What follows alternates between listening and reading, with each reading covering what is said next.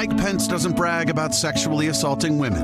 Grab him by the I can do anything. Mike Pence doesn't pressure foreign governments into investigating his political rivals. Ukraine should start an investigation into the Biden. Mike Pence doesn't mock and make fun of people with handicaps. You got to see this guy. Oh, I don't know what I said. Oh. Donald Trump is being impeached.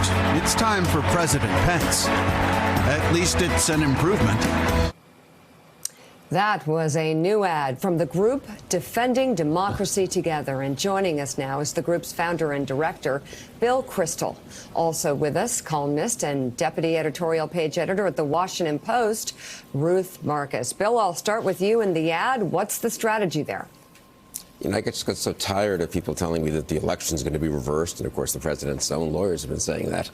And I really do think that half the people who watch Fox News and support the president think that if he's impeached and removed, that Hillary Clinton or Nancy Pelosi will become president. And I thought it's worth, let's just remind them that the president will be Mike Pence, a pretty conservative Republican. If you like Trump's judges, guess what? Mike Pence will appoint the exact same judges. If you like the deregulation, Mike Pence will deregulate industry just in the same way.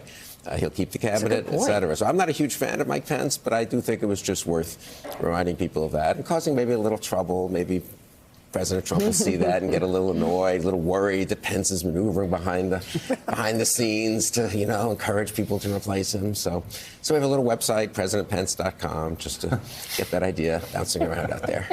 Thanks for checking out MSNBC on YouTube, and make sure you subscribe to stay up to date on the day's biggest stories. And you can click on any of the videos around us to watch more from Morning Joe and MSNBC. Thanks so much for watching.